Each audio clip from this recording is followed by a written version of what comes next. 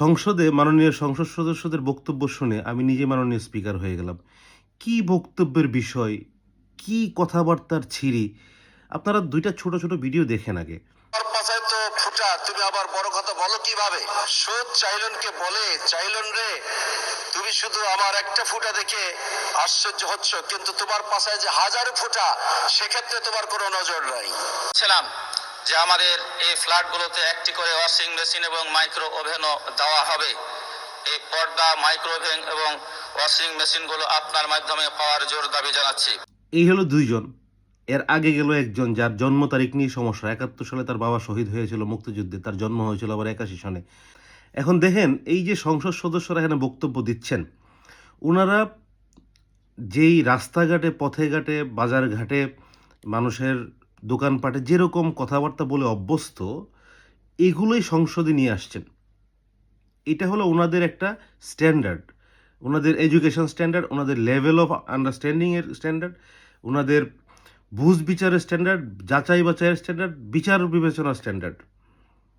না হলে আমরা যেই কথাগুলো নিজেদের ছোট ছেলেমেয়েদের সামনেও বলি না বা আমাদের মুরব্বিদের সামনেও বলি না যে উমুকের দেশে উমুক ফুটা, এই ফুটা-মোটার কথাবার্তাগুলো আমরা আসলে নিজেরা ফ্রেন্ড সার্কেলে বলি।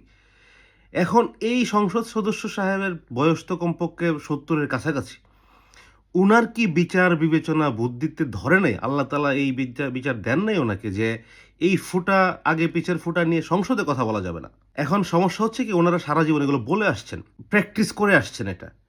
হঠাৎ করে ছাড়তে পারছেন না। বাট মানুষ তো ওভার দ্য পিরিয়ড ম্যাচিউরড হয়। ওভার দ্য পিরিয়ড আরো উইজডম ডেভেলপ করে। হ্যাঁ, লেখাপড়া খুব বেশি না থাকতে পারে। কিন্তু মানুষ তো স্বশিক্ষায় শিক্ষিত হয়।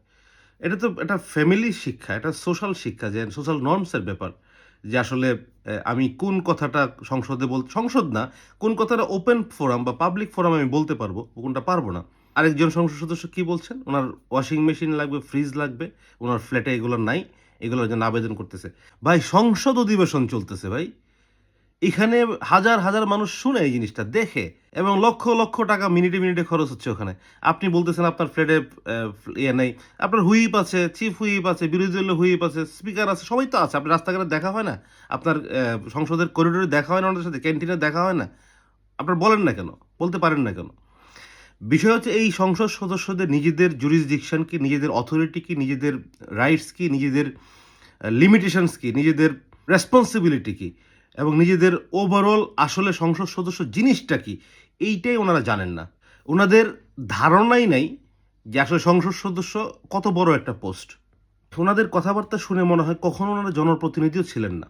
হয়তো গ্রামে-গঞ্জে ওয়াজ নসিহত করছে, মানুষকে মাদ্রাসায় পড়াইছে, এগুলা করছেন। অ্যান্ড ওইখান থেকে সাডেন এই গোলেমালের মাধ্যমে ইলেকশনের মধ্যে ভোট পেয়ে চলে আসছেন। সংসদ সদস্য নির্বাচিত হয়ে গেছেন। এখন ওনারা ব্যস্ত হলো কে মাথা নোয়াইলো, কার আব্রু ঠিক আছে, কার হিজাব ঠিক আছে, কে হিজাব ঠিক নাই, কেন এটা বলল, কেন এটা বলল না। সব হলো দেখবেন সংসদের যে আলোচনাগুলো হয় সিলি ইস্যুস নিয়ে। এই যে বাজেট নিয়ে আরেক সংসদ সদস্য বলছিল আমির হামজা যে বাজেটটা বেশি হয়ে গেছে, এত টাকা কেন বাজেট হইলো, আরো কম হইলে ভালো হইতো। মানে কতটুকু দেশ দেশ আমি ওদেরকে বলবেন আমাদের দেশের জনপ্রতিনিধি ৩০০ জন মানুষ, এরা আমাদেরকে লিড করতেছে, এরা আমাদের রিপ্রেজেন্টেটিভ, বেসিক্যালি বাংলাদেশের পার্সপেক্টিভে এরা আমাদের বস।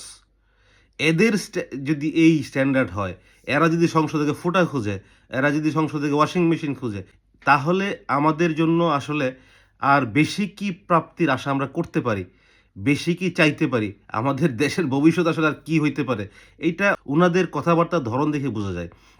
এখানে কাউকে ছোট করে না, ওনারা সবাই মুরব্বী, আলেম, দেখতে আলেম দেখা যায়, মুরব্বী মানুষ, দাঁড়িয়ে আছে, টুপি আছে, কিন্তু কথাবার্তা যখন বলেন পুরা মনে হবে একটা কথা বলতেছেন সেই প্রাগৈতিহাসিক যে গ্রামের মেঠো পথ ধরে হাঁটতে হাঁটতে মানুষ যেসব কথাবার্তা বলে, ধান ক্ষেত কাজ করতে করতে মানুষ যেরকম কথাবার্তা বলে ওই রকমের কথাবার্তা। ওনাদের কি মিনিমাম কোনো প্রকার পলিটিক্যাল গ্রুমিংও হয় নাই, মিনিমাম কোনো রকম নিজ সেলফ ডেভেলপমেন্টও হয় নাই। এতদিন তারা কি রাজনীতি করলেন? মানে এটা কি পার্টির সমস্যা, না নিজের সমস্যা, না নিজের ফ্যামিলির সমস্যা? মিথ্যা বলতেছে সংসদে, মিথ্যাটাও ঠিক মতো বলতে পারতেছে না। বাপের মৃত্যু তারিখ ৭১ সন আর নিজের জন্ম সন ৮১ সন। মানে ইনসেইন রকমের লেভেল অফ ম্যাচিউরিটি মানুষের, লেভেল অফ প্রফেশনালিজম ওদের। এখন উপায় একটাই আসলে, উপায় আমার কাছে মনে হয় এই সংসদ অধিবেশনটা দয়া করে লাইভ যে প্রচার করতেছেন এই প্রচারটা বন্ধ করে দেন। আমাদের আসলে শুনতে চাই না এগুলো শুনে শুনে আমাদের আসলে দেখে দেখে এই ভিডিও বাইট দেখতে দেখতে আমাদের আসলে মানে নিজেরা লজ্জিত হয়ে গেছে। ওনারা লজ্জিত হয় না, আমরাই লজ্জিত যে এরা কারা আসলে, এরা কোন যুগের প্রতিনিধি, এদেরকে কে পাঠাইছে এখানে। দয়া করে মাননীয় স্পিকারের প্রতি অনুরোধ একটা রাখতে পারি যে প্লিজ সংসদটা আপনারা নিজেরা পরিচালনা করেন। পাবলিককে বা মানুষকে কোনোভাবে মিডিয়াতে এগুলো আসার দরকার নেই। আপনারা নিজেরা করেন, নিজেরা ভালো থাকেন। মানুষকে আর এই প্যারা দিয়েন না প্লিজ।